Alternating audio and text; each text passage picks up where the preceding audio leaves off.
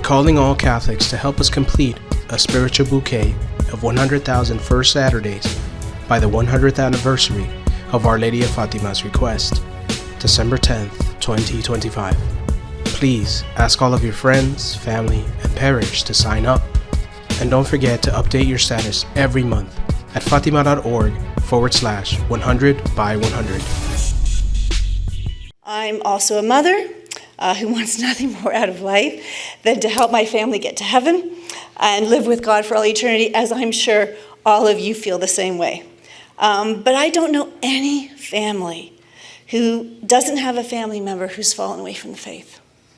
Or maybe people aren't living their lives, that are pleasing to God. Or even, there's people out there who want to live the faith, but they don't really know how.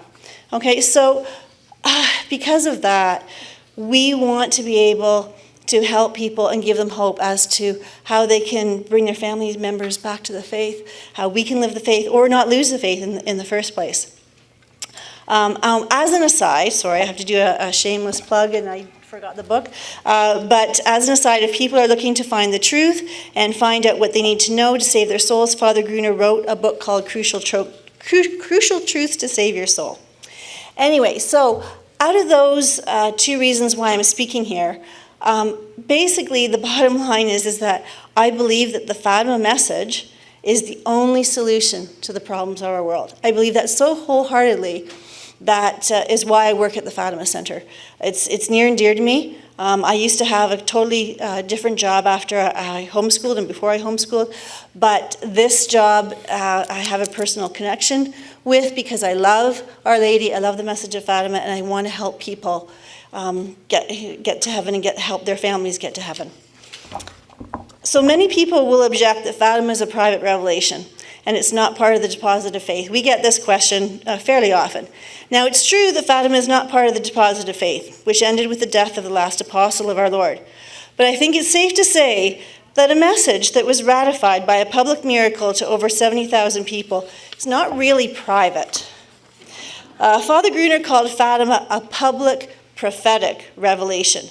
So we're not supposed to despise prophecy, but we are to test it. We have to test apparitions. But the church approved the Message of Fatima as worthy of belief in 1830. And so then when God works a miracle, the magnitude of the miracle of the Son, you can be sure that he wants to draw public attention to the message. The sins of the world are very great now, and evil has the upper hand, and there's corruption everywhere. The errors of Russia, as Our Lady foretold, were spread to the eastern countries, such as China, etc., and now are being spread to the western countries, as we see. In the church, we are living through the great apostasy, or the revolt that St. Paul warned about would come before the Antichrist. At the very least, we can see that there is a huge crisis in the church. The truths of the faith are not being taught, and Catholics are falling away from the faith, and many who have the faith don't practice it. We also see that all the heresies that existed are converging together. Yet when Our Lady appeared in Fatima, she reinforced church teachings that many don't believe today. She showed the children the vision of hell in July 1917, so that the children could see that it is real and it is unfortunately not empty. She said that Amelia, a girl Lucy knew who had died, would be in purgatory until the end of the world, thereby acknowledging the reality of purgatory. Our Lady also encouraged the children to pray much and offer sacrifices for sinners who have no one to pray for them, and she encouraged the reception of the sacraments of penance and Holy Communion. She told Jacinta that immodest fashions would be invented, which would offend God very much. Sister Lucy also stated that Our Lady told her that the final battle would be over marriage and the family. And we see the attacks against the family today. People living together without marriage, divorce, contraception, even NFP without sufficient reason, abortion, we could go on. So if enough of us do what Our Lady asks in living the Message of Fatima, including and especially the obedience of the Holy Father to consecrate Russia specifically to the Immaculate Heart of Mary, together with all of the bishops in the world, then Russia will be converted to the Catholic faith and a period of peace will be given to the world. But if not enough people respond to her requests, she won't be able to stop the chastisement that will fall upon the earth. It's been said that between 2/3 and 3/4 of the world's population could perish, the good along with the bad. So the situation is dire. Now, some people will claim that the consecration of Russia has been done by the Pope. The easy answer is, so where's the proof? Where is the peace in the world? I see things going on, wars between Russia and Ukraine, war in the Middle East. I don't see peace.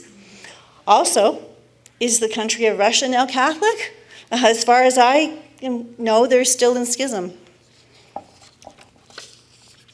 World peace depends upon people responding to Our Lady's requests.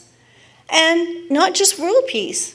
We can also achieve peace in our hearts. So many people have anxiety and stress right now. Peace in our families, peace in our countries.